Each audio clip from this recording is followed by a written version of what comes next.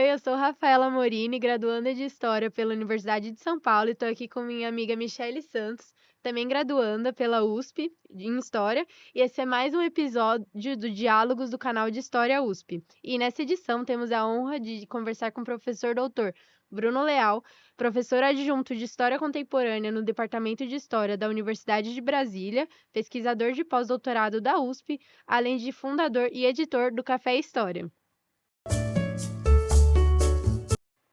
Oi, professor. Tudo bem com vocês? Tudo bem? Prazer estar aqui, obrigado pelo convite.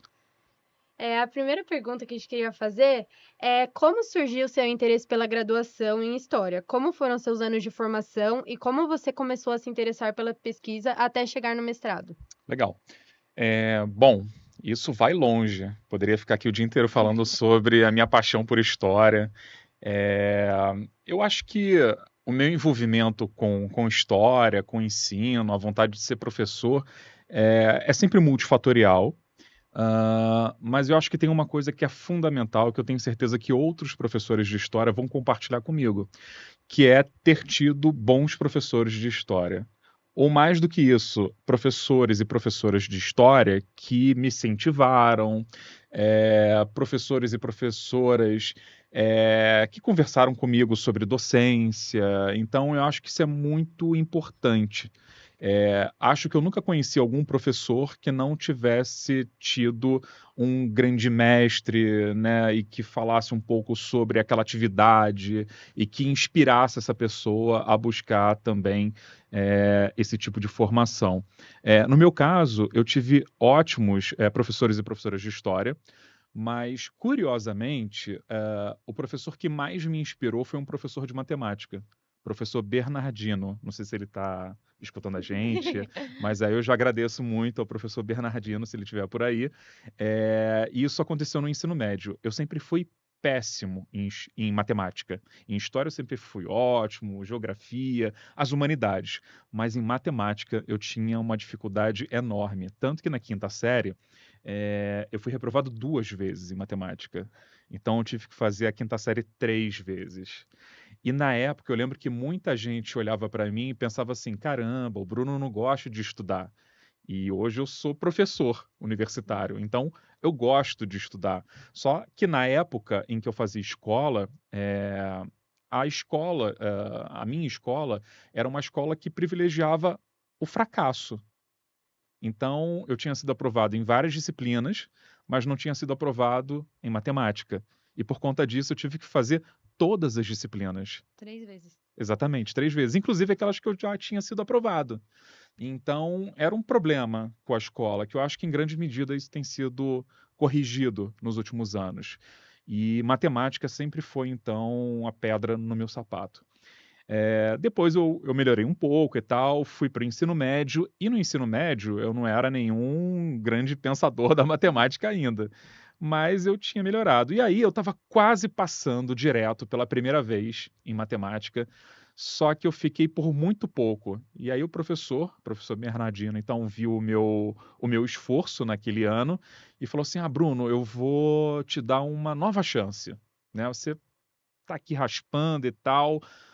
Eu vou te dar uma prova, você estuda, se você tirar uma boa nota, você está aprovado direto. Falei, opa, maravilha. E aí estudei pra caramba, peguei a prova, não passei. Tive que ir para a prova final, depois que eu fui aprovado e tal.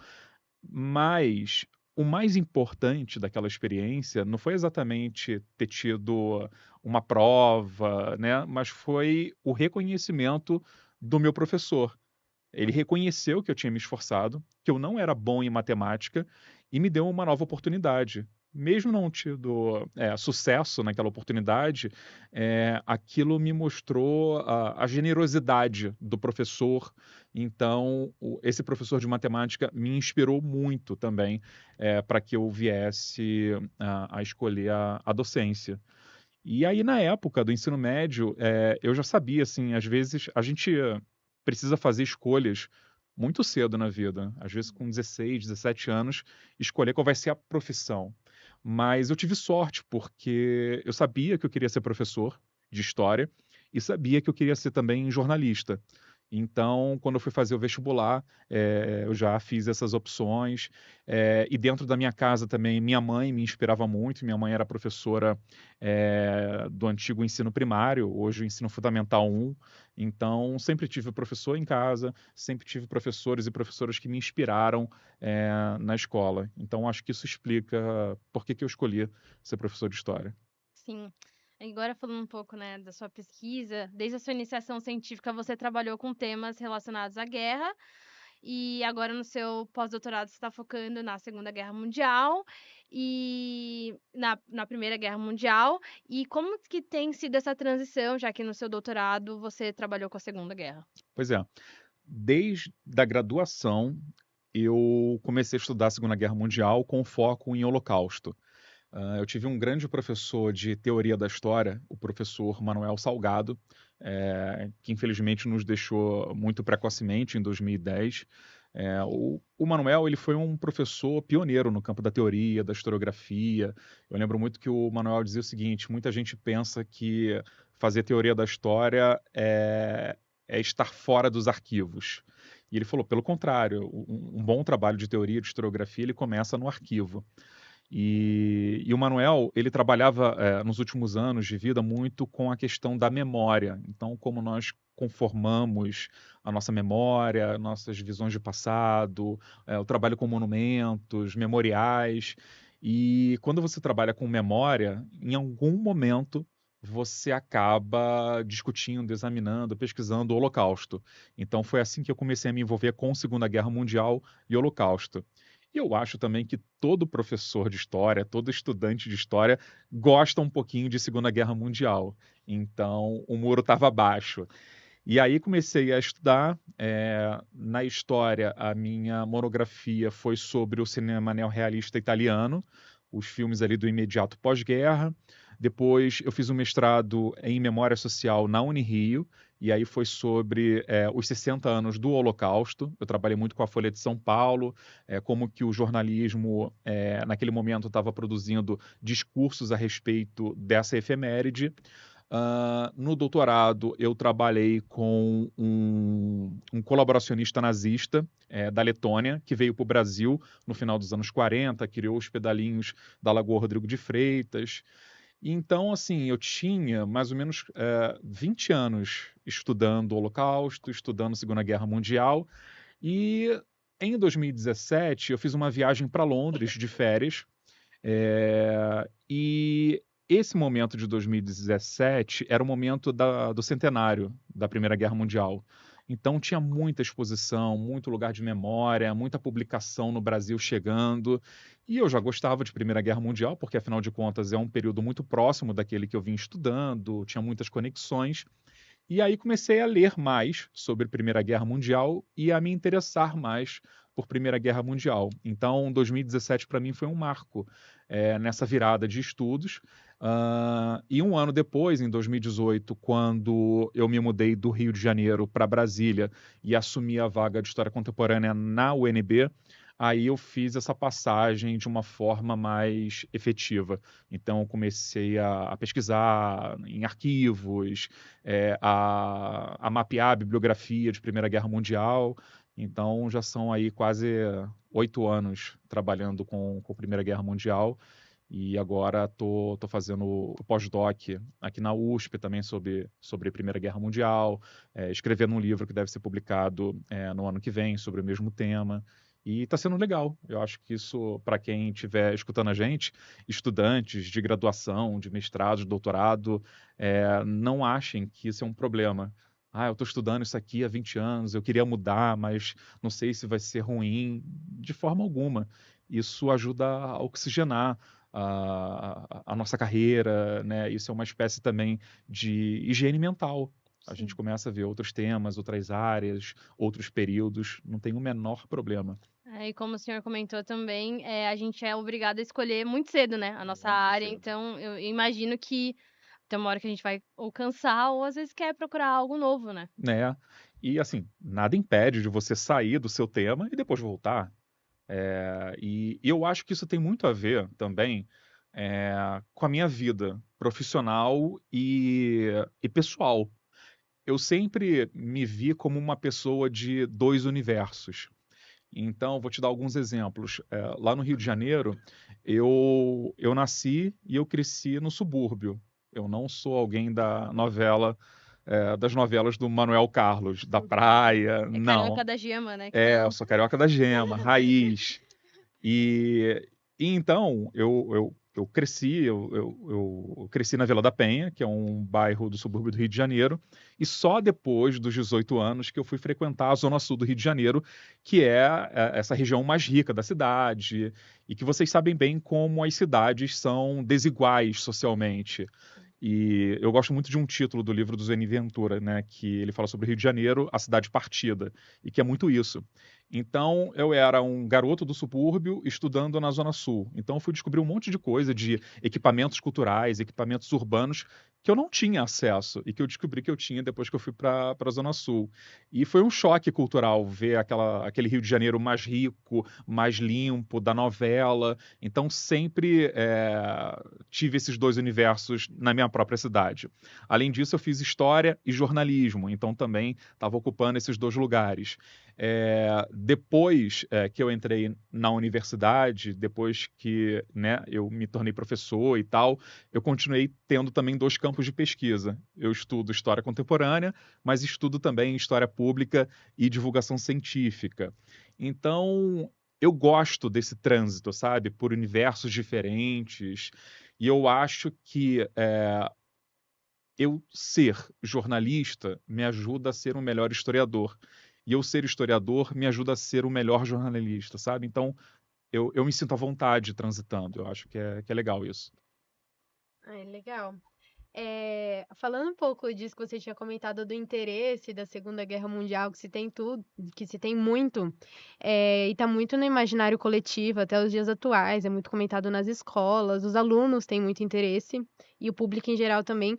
Como que você consegue linkar a divulgação científica e história pública com esse interesse todo? Como que você pode utilizar desse interesse, e sair dessas mentiras que a gente ouve, essas verdades sensacionalistas ou coisas do tipo? Uhum. Você diz assim, em relação a fake news, negacionismo, esse tipo de coisa? Exato. Uhum.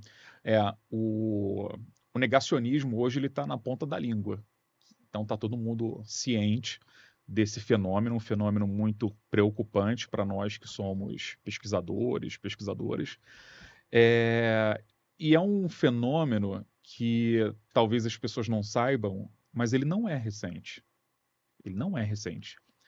Eu tinha um professor que ele sempre dizia o seguinte, que os nazistas, eles foram os primeiros negacionistas do Holocausto, inclusive. Porque quando você pega a documentação que vai falar sobre o Holocausto, os nazistas nunca utilizavam palavras como genocídio, assassinato, racismo. Eles sempre usavam eufemismos. Por quê? Porque eles sabiam, eles tinham certeza que aquilo que eles estavam fazendo nos campos de concentração e nos guetos, por exemplo, era algo contra a lei, moralmente condenável. Então, eles tentavam dissuadir o discurso nazista, o discurso oficial, provavelmente também pensando em como evitar uma punição no futuro. Então, os próprios nazistas negavam a história, negavam o Holocausto. Então, de fato, os nazistas foram os primeiros negacionistas. Mas, depois da Segunda Guerra Mundial, esse campo do negacionismo ele foi se expandindo, ele deixou de ser aplicado somente ao Holocausto, mas passou a ser aplicado a outros genocídios, a outras situações de violência, a outros passados autoritários. Então, hoje em dia, é possível a gente encontrar gente que negue não só o Holocausto, mas que diga que não houve escravidão, que os portugueses nunca pisaram na África, como a gente viu recentemente, que o Brasil não foi uma ditadura, que a esquerda sempre governou o Brasil. Então, o discurso negacionista ele se expandiu. E a história pública e a divulgação científica, elas são instrumentos para que a gente combata o negacionismo. Agora, o que eu sempre digo para os meus alunos é que, embora isso seja verdade, a gente jamais pode limitar a validade o poder e a importância da história pública frente ao negacionismo. Porque ela é importante por vários motivos, né? Não só por conta do negacionismo, Sim. mas certamente é uma ferramenta de combate a esse fenômeno. Então, quando a gente tem um caso de uma negação do Holocausto, uma negação do passado autoritário brasileiro, as nossas pesquisas, aquelas pesquisas que são produzidas dentro das universidades, dentro dos museus, dos arquivos, quanto mais elas ganham visibilidade e demonstram a profissionalização, né, do nosso campo, né, isso é uma forma de combater esse discurso vazio, mentiroso, fraudulento. Então, a história pública e a divulgação científica dão evidência para o nosso trabalho no dia a dia dentro da universidade. E que é um trabalho que é feito com metodologia, com rigor científico, né? Então, nesse sentido, nós temos uma grande, eu não gosto de usar a expressão uma grande arma, né? Porque evoca todo esse discurso da violência que a gente quer evitar. Mas eu diria que é isso, é um grande instrumento de combate a essas narrativas falsificadoras da realidade. O Pierre Nardal Viquet, um historiador, ele escreveu um livro nos anos 80 chamado Os Assassinos da Memória, em que ele falava o seguinte, que nós não devemos discutir com o negacionista, nós devemos discutir sobre o negacionista e sobre o negacionismo. Porque se a gente discute com o negacionista, a gente está criando uma espécie de denominador comum, um campo comum. E isso é muito perigoso, porque você passa a legitimar, ainda que de forma inconsciente e involuntária, o discurso de falsificação sobre o passado. Então, é muito importante que a gente fale sobre negacionismo e sobre o negacionista, mas que não traga ele para esse falso caminho em comum. Outro dia até estava falando isso aqui numa conferência da USP. A gente jamais aceitaria que numa mesma mesa um astrônomo renomado discutisse sobre o sistema solar com alguém sem formação e que diz que a Lua é feita de queijo. Porque não existe esse terreno comum. Isso não é uma discussão. Isso é uma outra coisa. Mas uma discussão séria, científica, não é. Então a gente precisa ter muito cuidado também nas nossas estratégias de comunicação. Sim. Mudando um pouco de assuntos, né? Mas nessa coisa da divulgação científica, você fundou o Café História. E a gente queria saber um pouco de como surgiu a ideia e qual que foi a motivação principal para criar o projeto. Uhum. Quando eu comecei era tudo mato na internet, né? Já tem muito tempo. O Café História ele vai completar agora, em janeiro de 2025, 17 anos. Ele já dançou valsa, já fez tudo, já tá quase maior de idade já. Eu sempre gostei muito de tecnologia. Eu acho que talvez a gente possa começar por aí. Até uma coisa que eu falo pouco nas minhas entrevistas sobre o Café História. Eu não sei de onde veio isso exatamente, o gosto pela tecnologia. Talvez os créditos, ao menos em parte, sejam do meu pai. O meu pai, ele foi funcionário da Petrobras. Ele trabalhava lá no Edise, que é a sede da Petrobras, lá no Rio de Janeiro. E ele era do setor de recursos humanos. Então, eles tinham muitos sistemas, né? Assim, quando alguma coisa era automatizada dentro da Petrobras, começava pelo RH e depois ia para outros setores. E meu pai gostava também de tecnologia. Então, eu lembro do primeiro videogame Atari que eu ganhei. Foi meu pai que me deu. Mas eu não jogava Atari sozinho. Meu pai jogava comigo. Então, ele me deu o presente, mas era um pouquinho para ele também, sabe? Então, assim, caramba, eu ganhei um videogame Atari, eu sonhava com isso. Então, por si só, já me despertava para a tecnologia. E meu pai me levava às vezes para o trabalho, geralmente numa sexta-feira, isso quando eu tinha 10, 11 anos. E eu lembro, numa dessas ocasiões, quando eu fui à Petrobras, foi a primeira vez que eu usei um computador e a primeira vez que eu acessei a internet. Isso foi em 1994, eu tinha 12 anos. E a internet ela começa a se popularizar no início dos anos 90, mas principalmente nos Estados Unidos. Aqui no Brasil, para valer mesmo, vai ser a partir de meados da década de 90. Uma novela brasileira muito importante para isso foi Explode Coração. Eu lembro que tinha um personagem, até esqueci qual é o nome do ator, mas ele falava da internet, da rede mundial de computadores. Então, assim, estava todo mundo muito curioso naquele momento para conhecer, para usar a internet. E aí eu fui para Petrobras com meu pai e passei o dia inteiro navegando, imprimindo coisa, eu imprimia site. Consegue imaginar isso? Eu achava tão legal, eu vou imprimir esse site. E aquilo dali foi um novo impulso, sabe? Então vejam como pequenas coisas, né, vão construindo a nossa identidade, até mesmo Sim. profissional. Então foi o videogame, foi o computador, a internet que meu pai me levava. E aí, é, eu comecei a me interessar mais.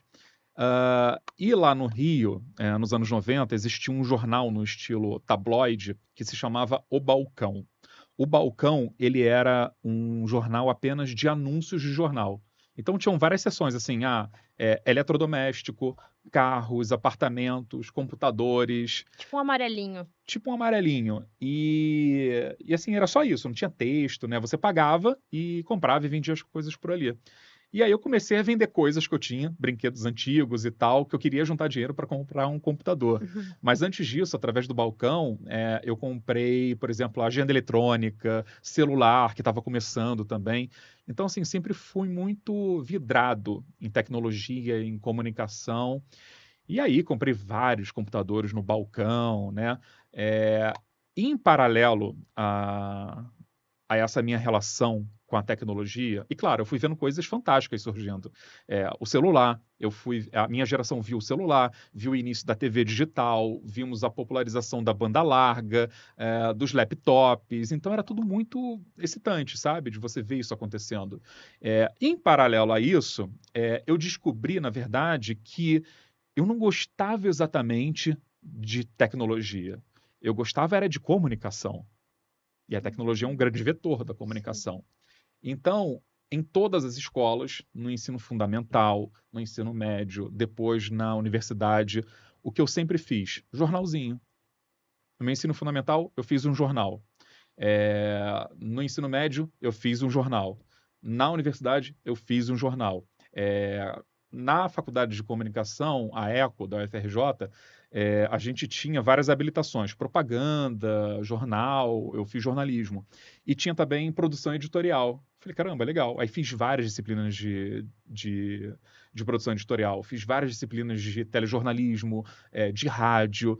Então, eu descobri que eu gostava assim, de tecnologia, mas o meu grande barato era a comunicação. Então, eu acho que desde muito cedo, por influência do meu pai, eu fui me interessando por esses campos. E isso, de alguma forma, foi amalgamando, né, a minha identidade enquanto profissional. Então, eu fiz a graduação de comunicação com habilitação em jornalismo e história. E eu não acho, eu tenho certeza, na verdade, que eu nunca deixei de trabalhar com as duas coisas. O Café História, ele é o produto dessas formações, né? Ele surge em janeiro de 2008. Na época, eu cursava as faculdades de História e Jornalismo e eu queria produzir um veículo que aproximasse esses meus dois campos. E aí eu tentei fóruns, eu tentei blogs, eu tentei comunidades no Orkut, nada deu muito certo, até que um dia eu conheci uma plataforma americana chamada Ning, que é uma palavra chinesa que em português quer dizer paz, e que era uma rede social que permitia que qualquer pessoa, gratuitamente e rapidamente, criasse a sua própria rede social. Aí caiu a minha ficha era de uma rede social completa que eu precisava, e aí criei o Café História, inicialmente como uma rede social. Então a gente tinha ali sessões colaborativas, os próprios membros do Café História publicavam os conteúdos, sempre sobre história, e tinha também aquelas sessões que eu chamo de sessões originais, cujo conteúdo era eu que postava ou os meus convidados. E aí o Café História teve uma primeira fase que vai de 2008 a 2017. Em 2017 a gente sai da plataforma Ning e a gente migra para uma outra plataforma que é o WordPress. Eu acho que 1/3 hoje da internet no mundo é feita a partir dessa plataforma gratuita, aberta, que é o WordPress. E o Café História está, então, desde 2017 no WordPress e não é mais uma rede social, mas a gente ainda tem um DNA colaborativo. Mas nós somos uma plataforma 100% de conteúdo original. Então, hoje a colaboração é a colaboração dos nossos autores e autoras convidadas. A gente chama a pessoa, ela escreve um artigo ou eu faço uma entrevista, a gente coloca aquilo dentro do Café História. Legal. E sobre o jornalismo, como você vê ou via antes e vê diferente, esse preconceito que muitas vezes a academia tem com o jornalismo e com esse conhecimento que vem dos jornalistas em si, sobre história, sobretudo. Olha, não não é exclusivo dos historiadores em relação aos jornalistas. A recíproca é verdadeira. Durante muito tempo, eu imagino que ainda tenham muitos jornalistas por aí, também não gostam de historiadores. Ah, o historiador não sabe falar, ele fala difícil, ele só usa jargão. Eu peço um parágrafo, ele me manda 13 páginas. Então, isso acontece muito, essa ideia de uma torre de marfim, de pesquisadores isolados da sociedade, sem a vivência. Vocês já devem ter escutado coisa parecida. O que eu posso dizer, assim, que durante muito tempo não era sem sentido essas críticas. Você tinha acadêmicos que eram absolutamente elitistas, isolados da vida cotidiana, né? Isso refletia, inclusive, nos nossos objetos de estudo. Sim. Então, você estudava os grandes vultos nacionais e você deixava do lado de fora da história o povo, as mulheres, né? Os gays, enfim, os imigrantes. Então, era uma história excludente. Assim como o jornalista também era excludente, né? Excludente desses objetos, excludente de diferentes profissionais, especialistas. Então, eram duas áreas que meio que se rejeitavam. Mas houve uma grande mudança, primeiramente na Europa e depois aqui na América Latina, e essa mudança começa em 68. Com as manifestações estudantis, com as críticas aos regimes autoritários, porque o que aconteceu? Durante muito tempo, o historiador pensou o seguinte: não, o que eu quero mesmo é essa história de média e longa duração. Essa história aí dos acontecimentos políticos, das biografias, que fala sobre esse tempo mais presente, isso é coisa de jornalista. Eu não quero fazer isso, né? A verdadeira história, a história com H é a história medieval, a história moderna, e a história contemporânea ela ficava relegada a um segundo plano, a uma zona periférica da historiografia. E aí, quando vem 68 e esses eventos revolucionários que vão abalar, né, as sociedades ocidentais, principalmente, as pessoas, se você pegar o caso das manifestações de Paris em 68, as pessoas literalmente abriam a janela e viam, né, aquilo que elas acreditavam ser a história passando nas suas ruas, debaixo das suas casas. E aí foi algo importante demais para os historiadores ignorarem.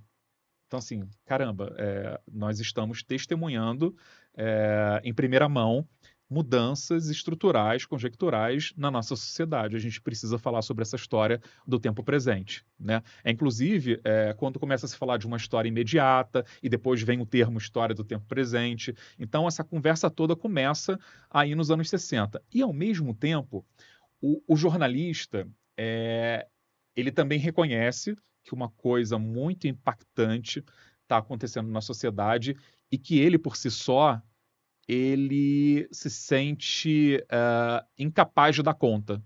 Então, ele precisa recorrer a quem? Aos historiadores. Então, é o historiador procurando o jornalista, porque afinal de contas ele está adentrando nesse mundo do tempo presente, mas o jornalista ele quer também ganhar em profundidade. Então ele procura a academia, procura o jornalista. Então, a gente ainda vai ter, claro, uma grande desconfiança, né, entre esses dois grupos, mas é uma desconfiança que ela vai esmorecendo com o tempo, né? Eu acho que no final da década de 90, aqui no Brasil, particularmente, ainda tinha muito essa desconfiança. E também, de novo, assim, não sem razão. Você tinha muitos jornalistas que faziam uma história majoritariamente anedótica, em cima de piadas, sem problematização, com muitos erros factuais, com muitas simplificações e exclusões. Mas, assim, na boa, também tinha muito historiador fazendo uma história assim, Sim. né? E historiadores que não se preocupavam muito com aquilo que eu chamo de a outra audiência, que é essa audiência extra-acadêmica, aquela que está lá fora. E aí, com essa chegada das novas mídias, eu acho que houve uma aproximação ainda maior. E hoje eu acho que nós temos uma consciência bem diferente, sabe? Jornalistas e historiadores acreditando que é muito mais interessante trabalhar juntos. A gente consegue alcançar muito mais coisa, né, se a gente estiver junto do que separado. Então, eu acho que a gente está numa fase agora mesmo de superar essas diferenças, entender quais são as particularidades de cada discurso, né, mas entender que existe aí um terreno em comum e que a gente pode fazer muita coisa. Veja, a gente está num estúdio de uma universidade pública, né, duas alunas de história e não de jornalismo, né, me entrevistando, fazendo uma conversa. Então, isso há 10, 15 anos era impensável. Ia chamar a gente de louca. Ia chamar de louca, não vale nada. Nos bastidores, eu mencionei que eu venho de escola pública e, diferente do caminho tradicional, meu interesse por história veio a partir do audiovisual, podcasts, documentários e canais no YouTube. Hoje, a leitura se faz essencial, tanto na graduação quanto na minha vida pessoal. O Café História, ele tem como foco a divulgação em formato de texto. Existe um motivo por trás dessa escolha. Queria saber os motivos e queria saber se há planos para um possível braço do audiovisual no Café História, vendo que, né, a gente vive numa era muito voltada para o audiovisual. Tá. Eu não sei se a resposta vai ser muito fantástica. Tá. Eu gosto de texto. E eu acho que texto é o que eu sei fazer de melhor. Sim. Eu gosto muito de rádio. Era uma das minhas disciplinas favoritas na escola de comunicação. Então, eu gostava de ir para o estúdio, gravar. Eu gostava de telejornal também. Então, fazia passagem. Durante muito tempo, cheguei a sonhar em ser repórter, mas acabei não indo muito por esse caminho. Então, assim, eu gosto de todas as mídias, né?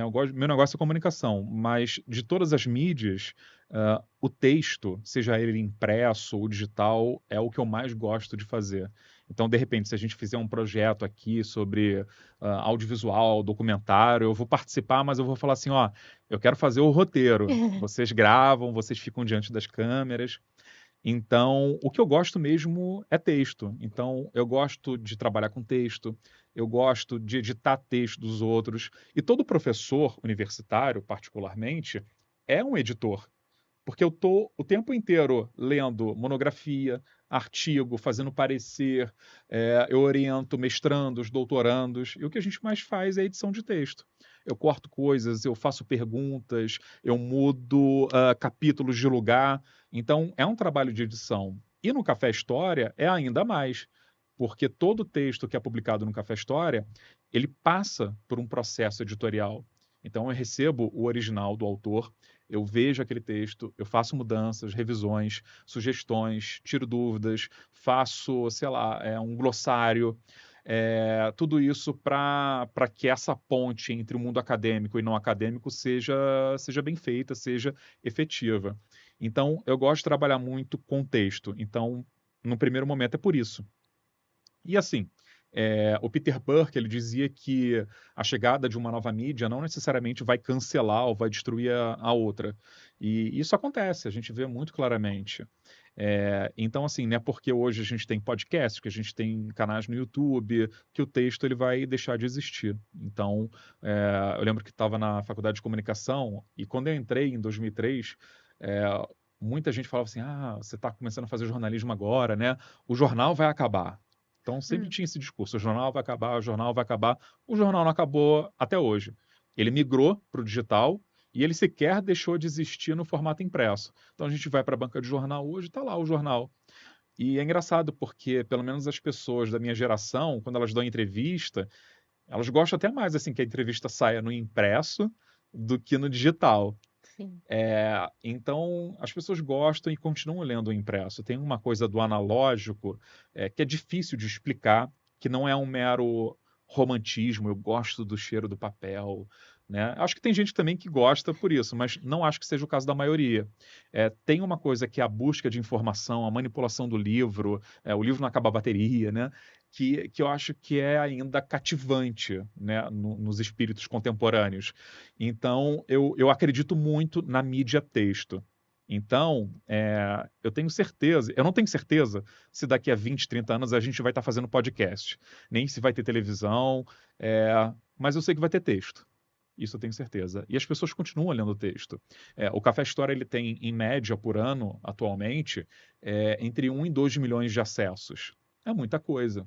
É muita coisa. As práticas de leitura, as práticas culturais, elas mudam. A maneira como nós encontramos um texto, como nós nos relacionamos com um portal. Antes, as pessoas, por exemplo, no Café História, elas acessavam um site e navegavam por ele. Viam várias entrevistas, viam um vídeo aqui, publicavam uma foto. Hoje, boa parte das pessoas que entram no Café História, em qualquer outro projeto, elas vão ler, em geral, um texto, que é aquele texto que elas estavam procurando e que o Google ou outro motor de busca indicou o Café História. Né? Então, a prática de leitura muda, mas a leitura está lá. Ela continua existindo, tendo a sua função, e que é uma função política, cultural, social. Então, é por isso que eu acredito no texto. Se vai ter vídeo novamente, não sei. O Café História, ele tem um canal no YouTube, o Café História TV, que era ativo lá em 2013, 2014, mas depois eu parei de fazer vídeos regularmente e hoje eu só uso o canal no YouTube para colocar projetos especiais. Então, assim, eu vou fazer uma entrevista com o professor X sobre a pesquisa dele. Então, eu gravo ali 10 vídeos de 5 minutos e depois coloco no ar. Né? Mas eu não fico assim, toda segunda, quarta e sexta eu vou publicar um vídeo novo. Primeiro que eu não tenho tempo para fazer isso atualmente. Né? O Café História Portal já me demanda o suficiente. E em segundo lugar, eu estou numa fase bem pessimista assim, com algoritmos. Não. Sabe? E da questão da precarização do trabalho e da pressão enorme que os algoritmos e essas big techs colocam, sabe, em cima dos produtores de conteúdo. Então, eu tenho agora muitas críticas à maneira como os conteúdos são não só produzidos, mas também colocados em evidência. Então, o algoritmo, ele é um monstro e ele vai querer te dominar sempre. Então, o YouTube hoje estabelece que o que é bacana são vídeos de 15, 20 minutos. E aí você fica fazendo lá vídeos de 15, 20 minutos. Aí, de repente, ele percebe que não. O legal são vídeos de 4, 5 minutos. E é isso que o algoritmo vai dar visibilidade. Né? E aí você muda de novo a sua forma de produzir. Há 5 anos, filmar com celular assim, né? Era Horrível. motivo de deboche. E aí todo mundo filma agora assim, filmar assim que é deboche, né? Por que que isso acontece? TikTok, Instagram, Stories, Reel, né? Então assim, a gente está sempre produzindo em função das Big Techs. Elas passam a orientar a nossa produção. E eu fico me perguntando como que a gente pode produzir conteúdo hoje nas mídias digitais sem se submeter a esse tipo de regra e de imposição. Eu não tenho uma resposta ainda, mas a pergunta por si só, ela tem me incomodado. Então é por isso que nesse momento eu não tenho produzido vídeo, né? Por conta de tempo e dessas questões relacionadas ao mercado da tecnologia. Sim. É isso, professor. Muito obrigada pela sua participação. E eu não sei o que eu tenho que falar no final. Eu não A gente sei. pode falar aquele básico, assim, ó, curta esse vídeo, compartilhe esse vídeo, Na acompanhe o verdade, canal. eu queria fazer uma última pergunta, Pode que fazer. era uma dica, assim, para quem tá começando a iniciação científica não, a divulgação científica. Assim, tem todo aquele preconceito da academia, então eu queria uma dica para quem tá inseguro, para quem quer começar, mas não sabe por onde. Queria que você Uhum. deixasse aí algumas diquinhas. Ah, boa. Bom, se você tem interesse em divulgação científica, em história pública, eu dou a maior força. Não se preocupe com as críticas, com um ou outro olhar torto, porque essa atividade ela é muito importante, ela é muito fundamental, não só para combate do negacionismo, como a gente estava discutindo no início da nossa conversa, mas ela é fundamental para dar visibilidade para as nossas pesquisas, para assegurar uma prestação de contas para a sociedade, porque, afinal de contas, o que a gente faz aqui dentro, tudo isso que está montado aqui é com dinheiro público, de impostos. Então, quando a gente mostra o nosso trabalho, a gente está mostrando para as pessoas a importância das humanidades, a importância da universidade pública, do conhecimento, que é fundamental para uma sociedade mais crítica, mais questionadora. Então, assim, eu acho que já está mais do que justificada a importância da divulgação científica e da história pública. E eu acho, assim, que a gente precisa balancear o que a gente vai fazer nesse campo. Então, tem que ler muito, né? Ler teoria, ler trabalhos de história pública, né? Quando que esse negócio surge, como que a gente vai operacionalizar determinados conceitos, mas tão importante quanto a parte teórica e conceitual é a parte prática. Então, fazer isso exatamente o que vocês estão fazendo aqui, né?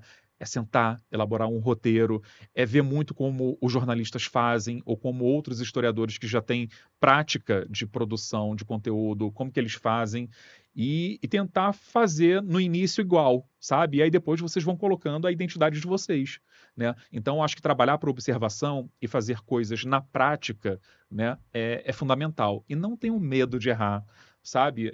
A gente erra mesmo no início e eu acho que não é nenhuma questão de errar, sabe? A gente vai acertando a produção. Vocês podem pegar qualquer grande canal hoje no YouTube, né? Vamos supor que um canal tem 10 anos. Hoje os vídeos podem estar super profissionais, bem feitinhos. O cara tem ali sabe? Ele tem todo um jogo de cintura para falar, para responder, mas vai ver os primeiros vídeos. Eles são super toscos em geral. Aí você pensa assim, nossa, não sei como é que isso deu certo. Ele não sabia fazer, não tinha luz, não tinha microfone, ele gravava com o microfone da câmera. Sim, mas o pontapé inicial, ele é talvez o mais importante. É você ligar a câmera, ligar o microfone que você tem, né? E colocar suas ideias, né? Eu acho que isso é fundamental e com o tempo você vai sofisticando esse teu projeto até ele conseguir alcançar mais pessoas, até ele estar do jeito que você realmente quer. Então, acho que a minha sugestão é essa, assim, trabalhar muito a parte conceitual e teórica, mas ao mesmo tempo não espere, né? Comece logo a gravar, a escrever, a editar, porque é a prática que vai te levar a você desenvolver o seu trabalho. Legal. Muito obrigada, professor, pela presença, pela entrevista. Continuem acompanhando o Café História, o nosso canal aqui no YouTube. Deixa seu like e compartilhe o vídeo. Até a próxima. Até mais, gente.